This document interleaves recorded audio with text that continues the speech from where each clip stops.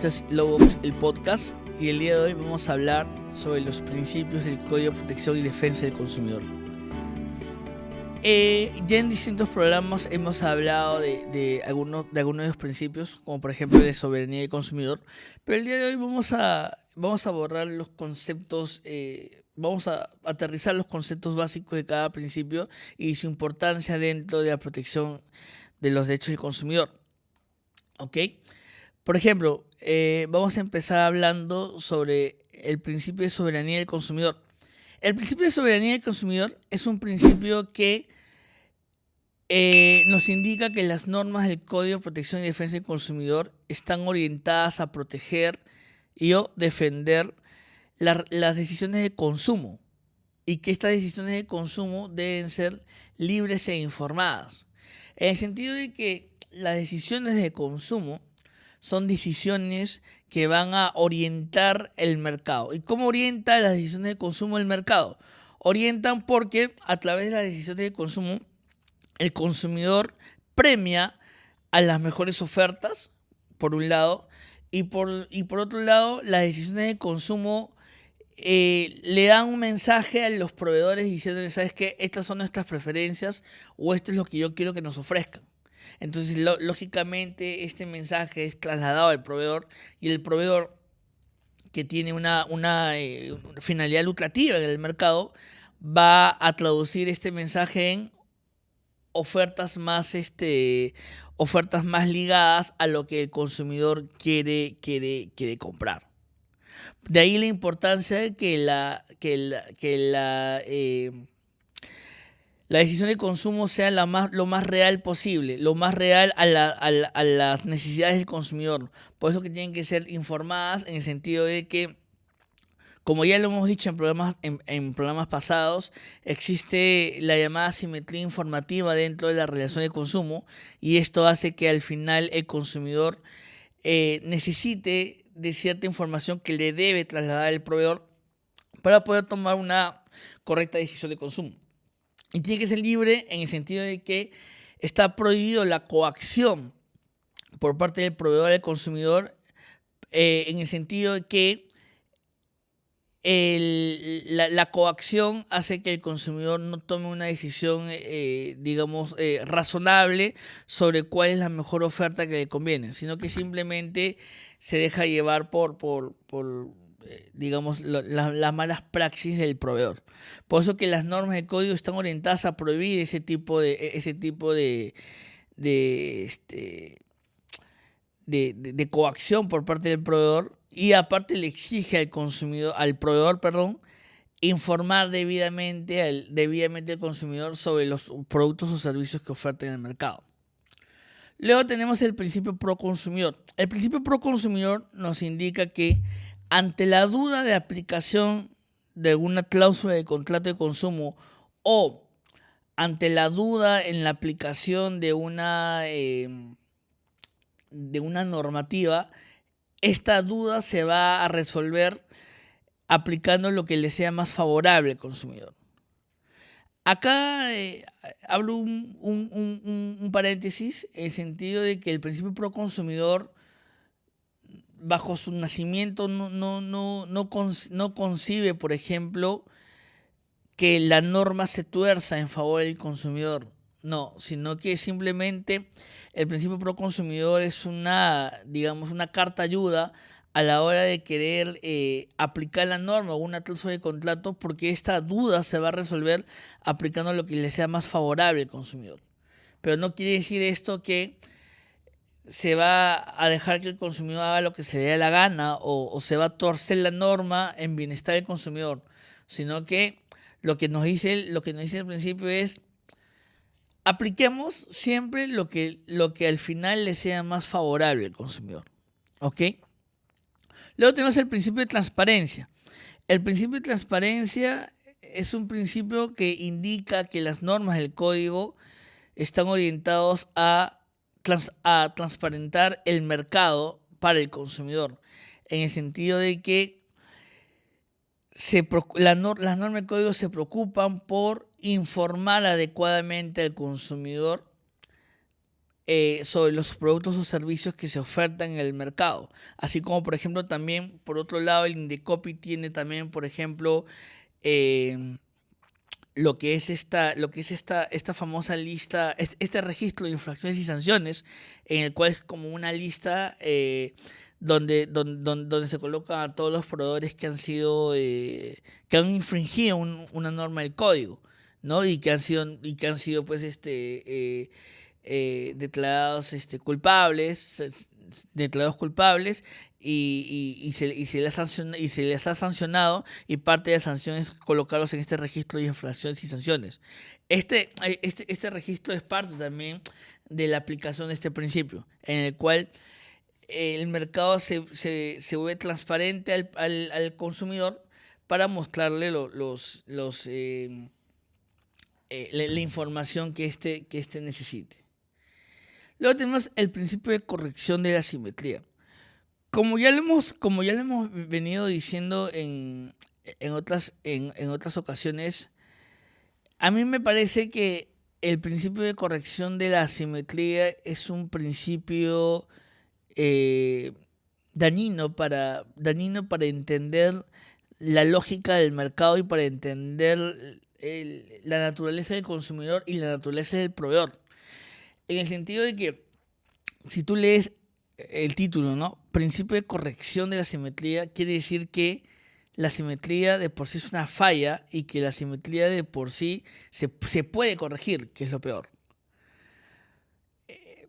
En economía se entiende la simetría como una falla de mercado, lógicamente sí, pero, o sea, no es que se pueda corregir la simetría. La simetría, pongámoslo en la más famosa, ¿no? La simetría informativa es una asimetría que es por así decirlo, natural, es por así decir humana, en el sentido de que la simetría informativa se da porque el ser humano no lo puede saber todo. Y es más, la simetría informativa es el motor, de cierta forma, que impulsa el mercado, en el sentido que la simetría informativa, tú al no saberlo todo, yo al no saberlo todo, voy al mercado para satisfacer algunas necesidades de algunos productos o servicios que yo no tengo en mi disposición o que no sé cómo hacerlo, ¿no? Por ejemplo, ¿no? Por ejemplo, quiero construir una casa. No me voy a poner a estudiar arquitectura, no me voy a poner a estudiar ingeniería civil, no me voy a poner a estudiar para ser albañil, sino que simplemente voy a contratar a las personas que saben de eso para que me construyan mi casa. Entonces, ahí, por ejemplo, aplica la simetría informativa en el sentido de que yo ignoro muchas cosas y por ello contrato a las personas que sí lo saben para que satisfagan una necesidad mía. La necesidad es hacer mi casa. Entonces, a mí me parece que la corrección de la simetría como principio es un principio que es prueba de a veces la ignorancia que se tiene sobre cómo funciona cómo es la lógica del mercado y cómo funciona el mercado como tal. Por otro lado, también, por ejemplo, tenemos la simetría, por ejemplo, económica, por así decirlo, ¿no? En el cual el proveedor, pues, una gran empresa tiene mayores recursos que el consumidor para poder defenderse, pero eso es en realidad ambiguo y eso en realidad no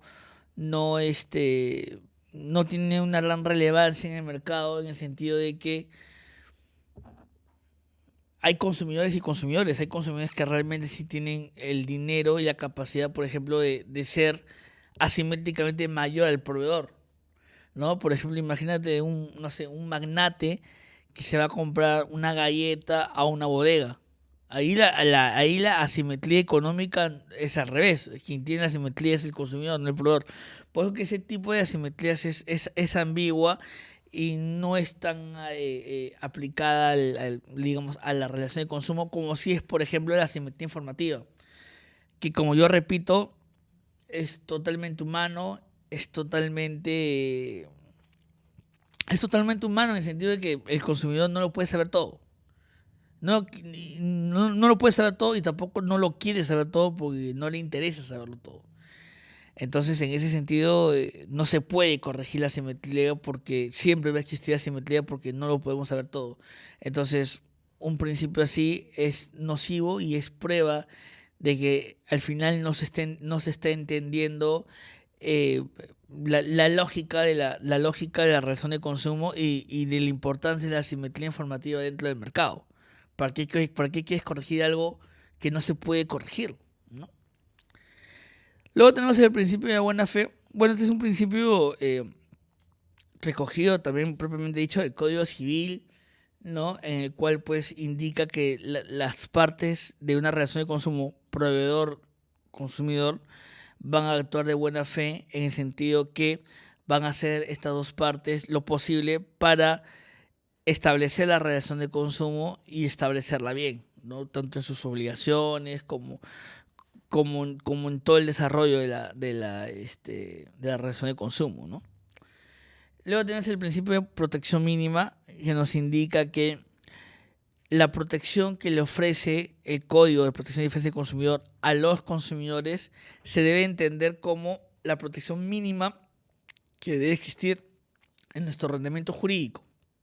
O sea, si luego del Código aparecen nuevas normativas referidas claramente a la protección y defensa del consumidor, estas normativas no pueden establecer menos protección que la que ya establece el código, porque este principio entiende que esa protección es la mínima protección que existe a los consumidores. Es un principio que en realidad, desde mi punto de vista, es más que nada palabreo que otra cosa, porque en realidad si está ahí o no está ahí, da lo mismo, porque no sabría yo decir cuál es su importancia. Porque porque el código protege al consumidor. Y las normativas que van a salir después del código o que han salido después del código siguen protegiendo al consumidor. Entonces, teniendo en consideración que el código del consumidor nace a raíz del artículo 58 de la Constitución, donde se reconoce la vulnerabilidad del consumidor y se le reconoce ciertos derechos fundamentales, la protección mínima, o sea, me parece hasta innecesaria, ¿no? Porque ya se entiende cuáles son los pilares de la protección de los consumidores desde la Constitución y ninguna norma puede ir en contra de ello, ¿ok? Luego tenemos el principio proasociativo, que es un principio que nos indica que las normas de código orientan, ¿ok?, la creación y las actuaciones de las asociaciones de consumidores.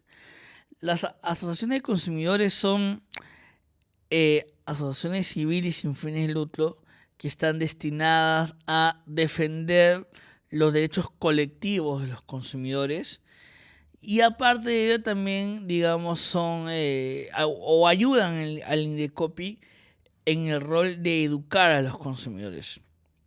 Un rol que a veces considero que está un poco olvidado, no solamente por las asociaciones, sino también por el mismo Indecopi, ¿no? El Indecopi está muy preocupado por multar proveedores o por generar denuncias, pero no por un rol de educar al consumidor. Entonces yo acá dejo la pregunta, ¿y quién educa al consumidor? O sea, si no es el mismo Indecopi o las asociaciones de consumidores los que deberían ayudar al Indecopi a educar a los consumidores, si no es ninguno de los dos que educa al consumidor, entonces ¿quién lo educa? Y la siguiente pregunta es, ¿cómo le educas al consumidor? O sea, ¿cuáles son las herramientas? ¿Cuál es el presupuesto estatal? ¿Dónde están las políticas públicas destinadas a la educación de los consumidores? Inclusive también a la educación de los proveedores, ¿no? Porque recordemos que este país es un país que económicamente es impulsado por los microempresarios, que claramente no tienen, pues, hablando un poco también de la simetría, no tienen pues la capacidad pues que tienen las grandes empresas o la logística, ¿no?, de las grandes empresas. Entonces, ¿quién educa al proveedor, ¿no? ¿Quién educa al proveedor en cuáles son los derechos del consumidor? ¿Cómo se ejecutan los derechos del consumidor? ¿Cuáles son sus obligaciones frente a los consumidores? El mismo consumidor, ¿no? Recordemos que existe un estándar de consumidor que es el defendido por el código, que es el consumidor razonable. Entonces, este consumidor razonable necesita cierta educación, cierta diligencia. Y esta diligencia va a ir acompañado de una educación de lo que él debería saber sobre el producto o servicio que va a contratar. Entonces, ¿dónde están ese rol de copy para educar al consumidor? ¿No? Y por último tenemos el principio de la primacía de realidad. El principio de la primacía de realidad nos indica que la naturaleza de las conductas que se generan en la relación de consumo, o sea, cómo se ejecuta la relación de consumo en la práctica, ya va a ser tomado en cuenta por la autoridad administrativa a la hora de determinar las posibles infracciones. En otras palabras, el principio de primacía de realidad le da a la realidad un peso probatorio mayor, por ejemplo, a la determinada por las cláusulas de consumo. Bueno, estos han sido los 8 principios del Código de Protección y Defensa del Consumidor. Espero que haya quedado en claro cuáles son cada concepto y la importancia de cada uno de estos principios del código. Y cualquier consulta nos pueden escribir a nuestros correos y a las redes sociales. Muchas gracias, nos vemos. Lovox, el podcast, llega gracias al auspicio de Lovox, academia jurídica especializada en asesoramiento para la obtención de tu título profesional y líder en capacitación en cursos y diplomados en Derecho.